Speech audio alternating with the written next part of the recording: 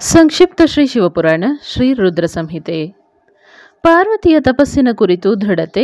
ಮೊದಲಿಗಿಂತಲೂ ಆಕೆಯ ಉಗ್ರ ತಪಸ್ಸು, ಅದರಿಂದ 3 ಲೋಕಗಳು ಸಂತಪ್ತವಾಗುವುದು.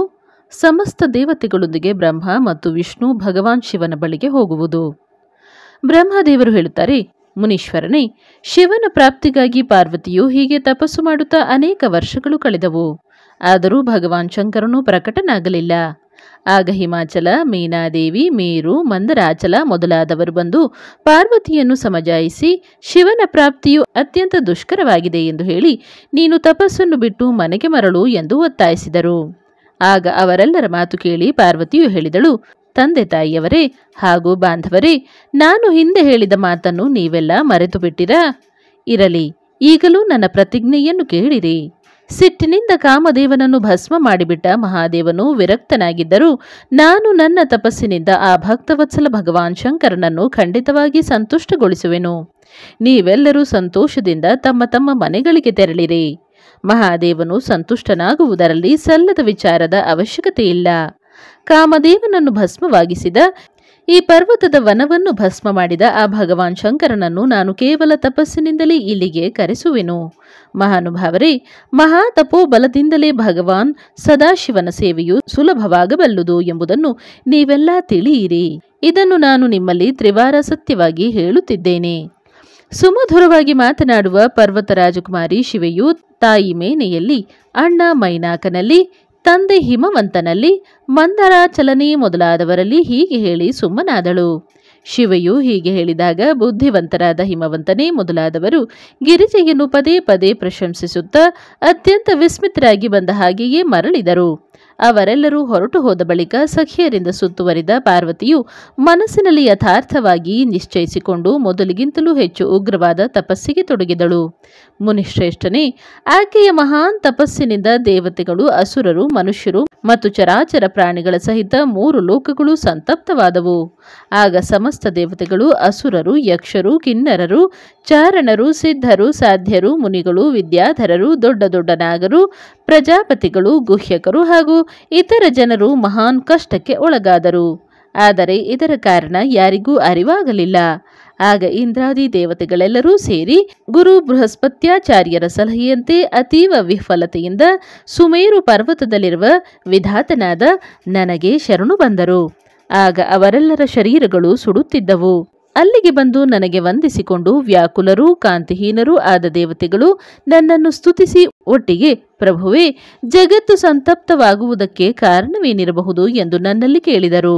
ಅವರ ಪ್ರಶ್ನೆಯನ್ನು ಕೇಳಿ ಮನಸ್ಸಿನಲ್ಲಿ ಶಿವನನ್ನು ಸ್ಮರಿಸಿ ವಿಚಾರಪೂರ್ವಕ ನಾನು ಎಲ್ಲವನ್ನೂ ಅರಿತುಕೊಂಡೆನು.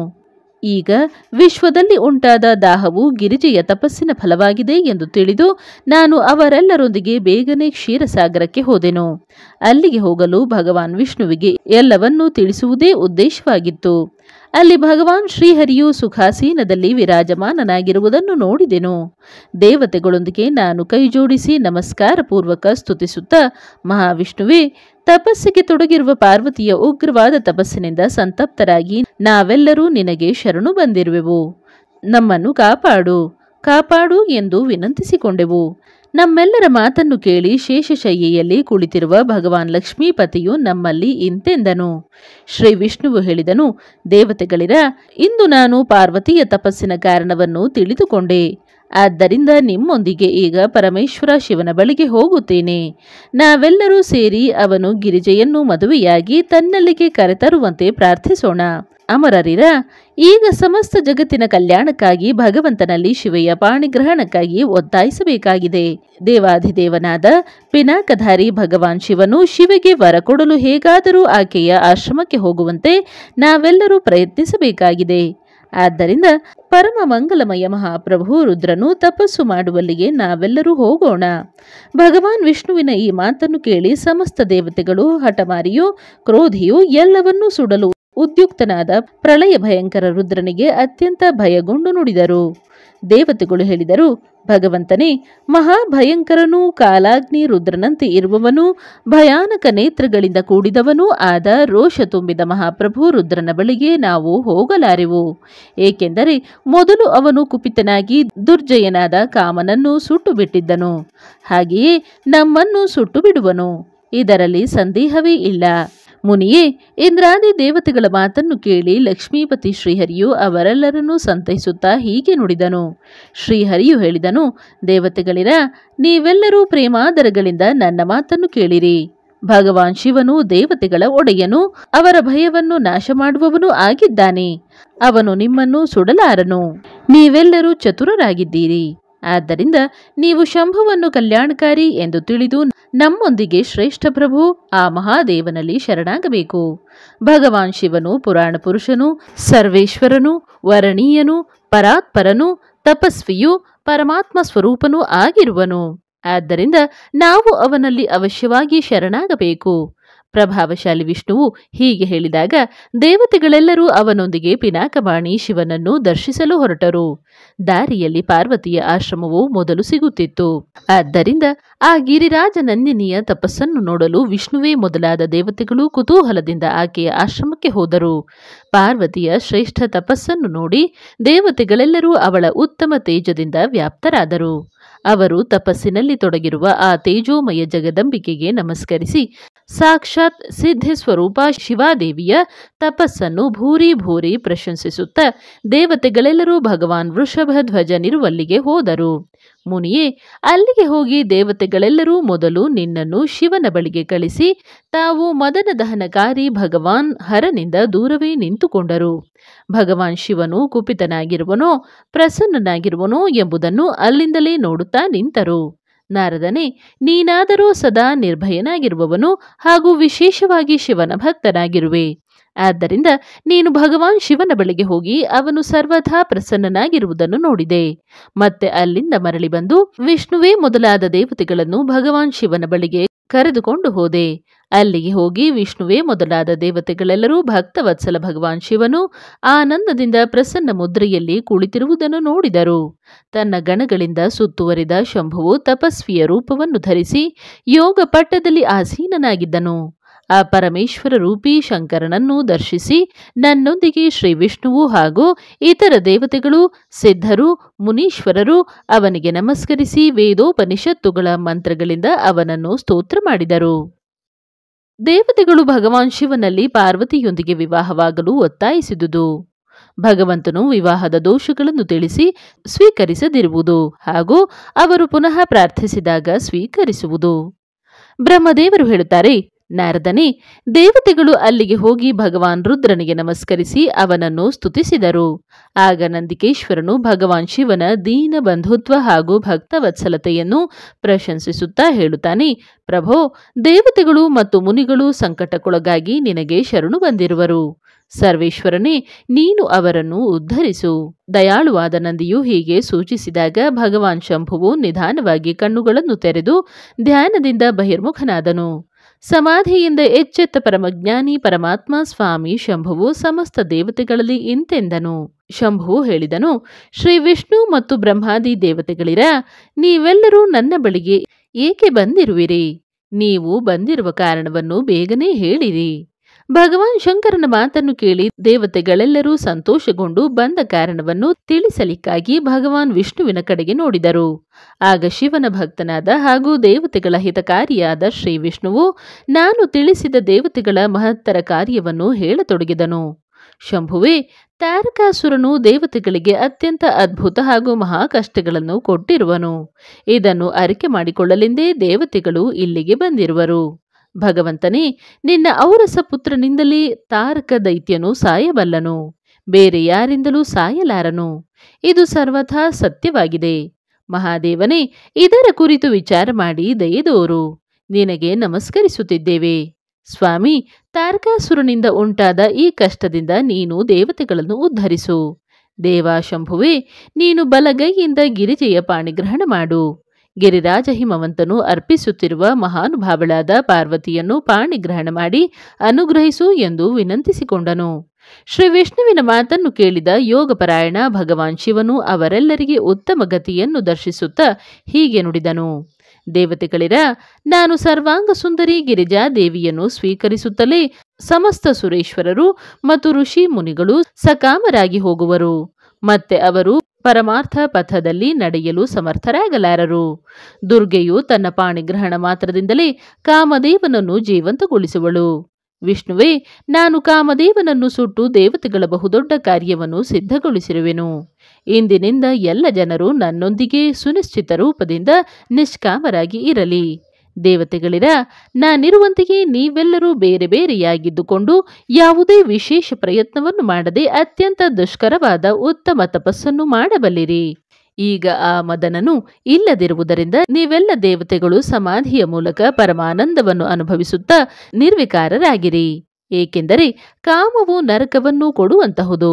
ಕಾಮದಿಂದ ಕ್ರೋಧ ಉಂಟಾಗುತ್ತದೆ, ಕ್ರೋಧದಿಂದ ಮೋಹ ಉಂಟಾಗುತ್ತದೆ, ಹಾಗೂ ಮೋಹದಿಂದ ತಪಸ್ಸು ನಾಶವಾಗುತ್ತದೆ. ಆದ್ದರಿಂದ ನೀವೆಲ್ಲ ಶ್ರೇಷ್ಠ ದೇವತೆಗಳು ಕಾಮ ಮತ್ತು ಕ್ರೋಧಗಳನ್ನು ತ್ಯಜಿಸಬೇಕು. ನನ್ನ ಈ ಮಾತಿನ ಕುರಿತು ಎಂದಿಗೂ ಅನ್ಯಥಾ ಭಾವಿಸಬಾರದು. ಕಾಮೋ ಹಿ ನರಕಾಯೈವ ತಸ್ಮಾತ್ ಕ್ರೋಧೋಭಿಜಾಯತೆ. ಕ್ರೋಧಾದ್ಭವತಿ ಸಮ್ಮೋಹೋ ಮೋಹಾಚ್ಛಭ್ರಂಶತೆ ತಪಃ. ಕಾಮಕ್ರೋಧೌ ಪರಿತ್ಯಾಜ್ಯೌ ಭವದ್ಭಿಃ ಸುರಸತ್ತಮೈ ಸರ್ವೇರೇವ ಚ ಮಂತವ್ಯಂ ಮದ್ವಾಕ್ಯಂ ನಾನ್ಯಥಾ ಕ್ವಚಿತ್. ಬ್ರಹ್ಮದೇವರು ಹೇಳುತ್ತಾರೆ, ನಾರದನೇ, ವೃಷಭ ಧ್ವಜವುಳ್ಳ ಭಗವಾನ್ ಮಹಾದೇವನು ಇಂತಹ ಮಾತನ್ನು ಹೇಳಿ ಬ್ರಹ್ಮ, ವಿಷ್ಣು, ದೇವತೆಗಳಿಗೆ ಹಾಗೂ ಮುನಿಗಳಿಗೆ ನಿಷ್ಕಾಮ ಧರ್ಮವನ್ನು ಉಪದೇಶಿಸಿದನು. ಅನಂತರ ಭಗವಾನ್ ಶಂಭುವು ಪುನಃ ಧ್ಯಾನಸ್ಥನಾಗಿ ಸುಮ್ಮನಾದನು ಹಾಗೂ ಮೊದಲಿನಂತೆಯೇ ಪಾರ್ಶ್ವದರಿಂದ ಸುತ್ತುವರಿದು ಸುಸ್ಥಿರ ಭಾವದಿಂದ ಕುಳಿತು ಬಿಟ್ಟನು. ಅವನು ಮನಸ್ಸಿನಲ್ಲಿ ಸ್ವಯಂ ಆತ್ಮಸ್ವರೂಪನು, ನಿರಂಜನನು, ನಿರಾಭಾಸನು, ನಿರ್ವಿಕಾರನು, ನಿರಾಮಯನು, ಪರಾತ್ಪರನು, ನಿತ್ಯ ಮಮತಾರಹಿತನು, ನಿರವಗ್ರಹನು, ಶಬ್ದಾತೀತನು, ನಿರ್ಗುಣನು, ಜ್ಞಾನಗಮ್ಯನು, ಪ್ರಕೃತಿಯಿಂದ ಅತೀತನೂ ಆದ ಪರಮಾತ್ಮನನ್ನು ಚಿಂತಿಸತೊಡಗಿದನು. ಹೀಗೆ ಪರಮ ಸ್ವರೂಪವನ್ನು ಚಿಂತಿಸುತ್ತಾ ಅವನು ಧ್ಯಾನದಲ್ಲಿ ಸ್ಥಿತನಾದನು. ಅನೇಕ ಪ್ರಾಣಿಗಳನ್ನು ಸೃಷ್ಟಿಸುವ ಭಗವಾನ್ ಶಿವನು ಧ್ಯಾನವನ್ನು ಮಾಡುತ್ತಾ ಮಾಡುತ್ತಾ ಪರಮಾನಂದದಲ್ಲಿ ಮುಳುಗಿ ಹೋದನು. ಶ್ರೀಹರಿ ಮತ್ತು ಇಂದ್ರಾದಿ ದೇವತೆಗಳು ಪರಮೇಶ್ವರ ಶಿವನು ಧ್ಯಾನಮಗ್ನನಾಗಿರುವುದನ್ನು ನೋಡಿದಾಗ ಅವರು ನಂದಿಯ ಸಮ್ಮತಿಯನ್ನು ಪಡೆದರು. ನಂದಿಯು ಪುನಃ ದೀನ ಭಾವದಿಂದ ಸ್ತುತಿಸಲು ಹೇಳಿದನು. ಅವನ ಸಮ್ಮತಿಗನುಸಾರ ದೇವತೆಗಳು ಸ್ತುತಿಸತೊಡಗಿದರು. ದೇವದೇವ ಮಹಾದೇವನೇ, ಕರುಣಾಸಾಗರ ಪ್ರಭುವೇ, ನಾವು ನಿನಗೆ ಶರಣಾಗಿದ್ದೇವೆ. ನೀನು ಮಹಾಕ್ಲೇಶದಿಂದ ನಮ್ಮನ್ನು ಉದ್ಧರಿಸು. ಬ್ರಹ್ಮದೇವರು ಹೇಳುತ್ತಾರೆ, ನಾರದನೇ, ಹೀಗೆ ಬಹಳ ದೀನತೆಯಿಂದ ದೇವತೆಗಳು ಭಗವಾನ್ ಶಂಕರನನ್ನು ಸ್ತುತಿಸಿದರು. ಇದಾದ ಬಳಿಕ ಆ ದೇವತೆಗಳೆಲ್ಲರೂ ಪ್ರೇಮದಿಂದ ವ್ಯಾಕುಲಚಿತ್ತರಾಗಿ ಗಟ್ಟಿಯಾಗಿ ಅಳತೊಡಗಿದರು. ನನ್ನೊಂದಿಗೆ ಭಗವಾನ್ ಶ್ರೀಹರಿಯು ಉತ್ತಮ ಭಕ್ತಿಭಾವದಿಂದ ಕೂಡಿ ಮನಸ್ಸಿನಲ್ಲಿ ಭಗವಾನ್ ಶಂಭುವನ್ನು ಸ್ಮರಿಸುತ್ತಾ ಅತ್ಯಂತ ದೀನವಾದ ಮಾತುಗಳಿಂದ ತನ್ನ ಅಭಿಪ್ರಾಯವನ್ನು ನಿವೇದಿಸಿಕೊಂಡನು. ನನ್ನೊಂದಿಗೆ ಶ್ರೀಹರಿಯು ಹಾಗೂ ದೇವತೆಗಳು ಹೀಗೆ ಬಹಳ ಸ್ತುತಿಸಿದಾಗ ಭಗವಾನ್ ಮಹೇಶ್ವರನು ಭಕ್ತ ವತ್ಸಲತೆಯಿಂದ ಧ್ಯಾನದಿಂದ ಬಹಿರ್ಮುಖನಾದನು. ಅವನ ಮನಸ್ಸು ಅತ್ಯಂತ ಪ್ರಸನ್ನವಾಗಿತ್ತು. ಆ ಭಕ್ತ ವತ್ಸಲ ಶಂಕರನು ಶ್ರೀಹರಿಯೇ ಮೊದಲಾದವರನ್ನು ಕರುಣಾ ದೃಷ್ಟಿಯಿಂದ ನೋಡಿ ಅವರ ಹರ್ಷವನ್ನು ಹೆಚ್ಚಿಸುತ್ತಾ, ವಿಷ್ಣುವೇ, ಬ್ರಹ್ಮನೇ, ಇಂದ್ರಾದಿ ದೇವತೆಗಳಿರ, ನೀವೆಲ್ಲರೂ ಒಟ್ಟಿಗೆ ಇಲ್ಲಿಗೆ ಯಾವ ಅಭಿಪ್ರಾಯದಿಂದ ಬಂದಿರುವಿರಿ? ನನ್ನಲ್ಲಿ ಸತ್ಯವಾಗಿ ತಿಳಿಸಿರಿ ಎಂದು ಹೇಳಿದನು. ಶ್ರೀಹರಿಯು ಹೇಳುತ್ತಾನೆ, ಮಹೇಶ್ವರನೇ, ನೀನು ಸರ್ವಜ್ಞನಾಗಿದ್ದು ಎಲ್ಲರ ಅಂತರ್ಯಾಮಿ ಈಶ್ವರನಾಗಿರುವೆ. ನೀನು ನಮ್ಮ ಮನಸ್ಸಿನ ಮಾತನ್ನು ತಿಳಿಯಲಿಲ್ಲವೇ? ಅವಶ್ಯವಾಗಿ ತಿಳಿದಿದ್ದರೂ ನಿನ್ನ ಅಪ್ಪಣೆಯಂತೆ ನಾನು ಸ್ವತಃ ಹೇಳುವೆನು. ಸುಖದಾಯಕ ಶಂಕರನೇ, ದೇವತೆಗಳಾದ ನಮ್ಮೆಲ್ಲರಿಗೂ ತಾರಕಾಸುರನಿಂದ ಅನೇಕ ವಿಧದ ದುಃಖಗಳು ಉಂಟಾಗಿದೆ. ಅದಕ್ಕಾಗಿ ದೇವತೆಗಳು ನಿನ್ನನ್ನು ಪ್ರಸನ್ನಗೊಳಿಸಿರುವರು. ನಿನಗಾಗಿಯೇ ಅವರು ಗಿರಿರಾಜ ಹಿಮಾಲಯನಿಂದ ಶಿವೆಯ ಉತ್ಪತ್ತಿಯನ್ನು ಮಾಡಿಸಿರುವರು. ಶಿವೆಯ ಗರ್ಭದಿಂದ ನಿನ್ನ ಮೂಲಕ ಹುಟ್ಟಲಿರುವ ಪುತ್ರನಿಂದಲೇ ತಾರಕಾಸುರನ ಮೃತ್ಯುವಾಗುವುದು. ಬೇರೆ ಯಾವ ಉಪಾಯದಿಂದಲೂ ಸಾಯಲಾರನು. ಬ್ರಹ್ಮದೇವರು ಆ ದೈತ್ಯನಿಗೆ ಇಂತಹ ವರವನ್ನೇ ಕೊಟ್ಟಿರುವರು. ಈ ಕಾರಣದಿಂದ ಬೇರೆಯವರಿಂದ ಅವನ ಮೃತ್ಯುವು ಆಗಲಾರದು. ಆದ್ದರಿಂದ ಅವನು ನಿರ್ಭಯನಾಗಿ ಇಡೀ ಜಗತ್ತಿಗೆ ಕಷ್ಟವನ್ನು ಕೊಡುತ್ತಿರುವನು. ಇತ್ತ ನಾರದರ ಅಪ್ಪಣೆಯಂತೆ ಪಾರ್ವತಿಯು ಕಠೋರ ತಪಸ್ಸನ್ನು ಮಾಡುತ್ತಿರುವಳು. ಆಕೆಯ ತೇಜದಿಂದ ಸಮಸ್ತ ಚರಾಚರ 3 ಲೋಕಗಳು ಆವರಿಸಿಬಿಟ್ಟಿವೆ. ಅದಕ್ಕಾಗಿ ಪರಮೇಶ್ವರನೇ, ನೀನು ಶಿವೆಗೆ ವರವನ್ನು ಕೊಡಲು ಅಲ್ಲಿಗೆ ಹೋಗು. ಸ್ವಾಮಿಯೇ, ದೇವತೆಗಳ ದುಃಖವನ್ನು ನಿವಾರಿಸಿ ನಮಗೆ ಸುಖವನ್ನು ಕರುಣಿಸು. ಶಂಕರನೇ, ನನ್ನ ಹಾಗೂ ದೇವತೆಗಳ ಹೃದಯದಲ್ಲಿ ನಿನ್ನ ವಿವಾಹೋತ್ಸವವನ್ನು ನೋಡಲು ಬಹಳ ಉತ್ಸಾಹ ತುಂಬಿದೆ. ಆದ್ದರಿಂದ ನೀನು ಯಥೋಚಿತ ರೀತಿಯಿಂದ ವಿವಾಹವಾಗು. ಪರಾತ್ಪರ ಪರಮೇಶ್ವರನೇ, ನೀನು ರತಿಗೆ ಕೊಟ್ಟ ವರದ ಪೂರ್ಣತೆಯ ಸಂದರ್ಭವು ಬಂದೊದಗಿದೆ.